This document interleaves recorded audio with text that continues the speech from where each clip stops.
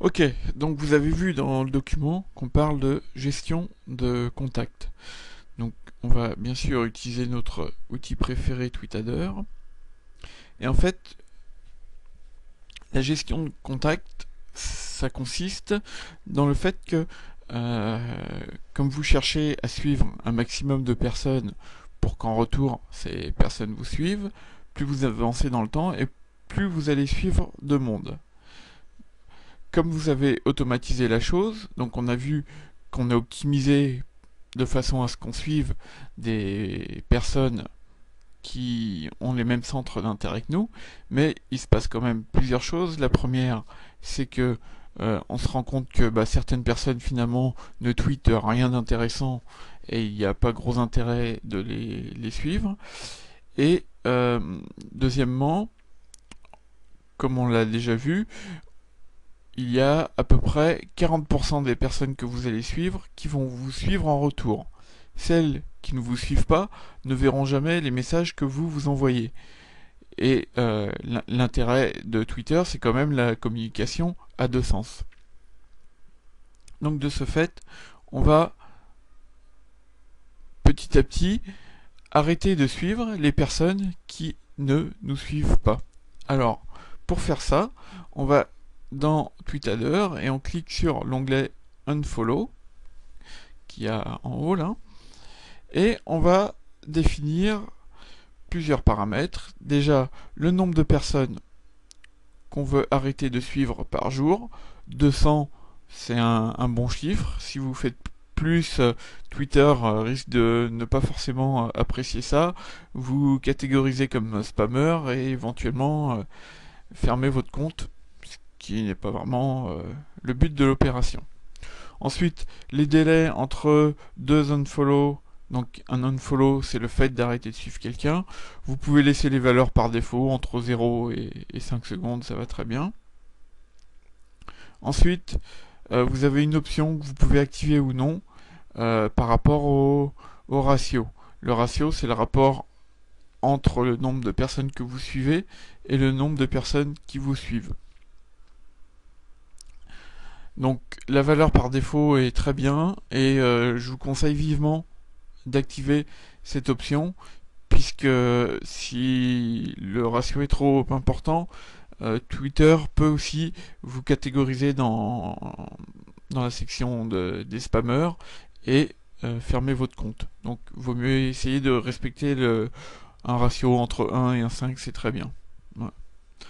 Ensuite, je vous conseille fortement de laisser l'option suivante activée, c'est-à-dire qu'on vous propose d'arrêter de suivre seulement les personnes que vous avez suivies avec Tweetadder. Parce que s'il y a des personnes que vous voulez vraiment suivre pour une raison ou une autre, en général, vous le faites manuellement. Vous allez dans Twitter, donc soit via le site Twitter, soit en passant par une application telle que Sysmic ou TweetDeck ou autre, et vous allez suivre manuellement une personne parce que vous savez qu'elle est dans le même domaine que vous, qu'elle envoie des tweets très intéressants, etc. Bon, ces personnes-là, vous les suivez manuellement, donc vous n'utilisez pas Tweetadder pour les suivre, puisque c'est une application qui permet surtout d'automatiser les processus. Comme ça, vous êtes sûr que le logiciel ne va pas faire un unfollow sur ces personnes-là. Parce que moi le premier, dans mon réseau, il y a certaines personnes que je suis, même si elles ne me suivent pas en retour, c'est pas grave, parce que les informations qu'elles envoient me semblent importantes et intéressantes, et j'aime bien les recevoir, quoi qu'il en soit. Du coup, je ne veux surtout pas qu'il y ait d'unfollow sur ces personnes-là. Comme c'est des personnes que j'ai rajoutées manuellement dans dans les personnes que je suis dans Twitter, je garde cette option activée et comme ça je suis sûr que le logiciel ne va pas faire des unfollow sur ces personnes là. Sinon il fait des unfollow sur toutes les personnes qui ne vous suivent pas. Ensuite, là c'est un délai. Si vous avez suivi une personne il y a 3 jours et qu'elle ne vous suit pas encore, le logiciel va ignorer cette personne là. Alors là, c'est à votre convenance. Moi, j'aime bien mettre une semaine parce que j'imagine que certaines personnes peuvent éventuellement partir en déplacement pour la semaine et ne seront de retour que le week-end. et me suivront que quand elles seront revenues de leur déplacement.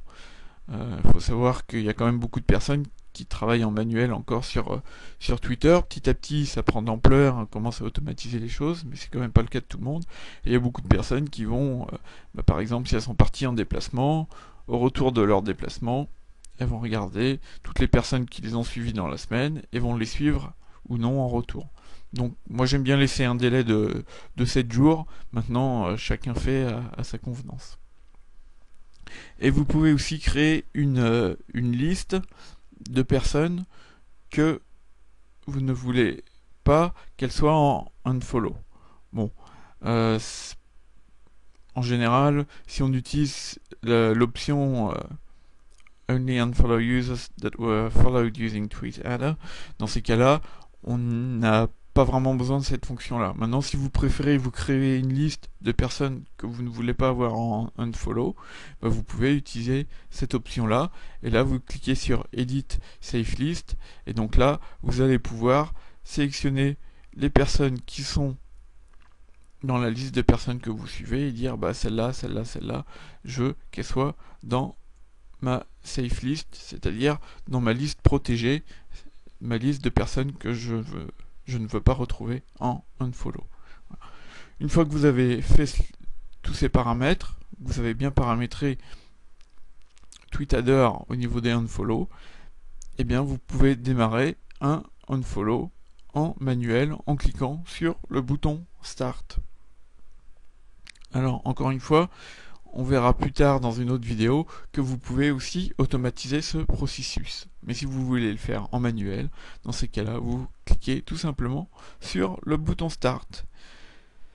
Voilà, c'en est tout pour la gestion de vos contacts et je vous retrouve incessamment sous peu pour la prochaine vidéo. À tout à l'heure.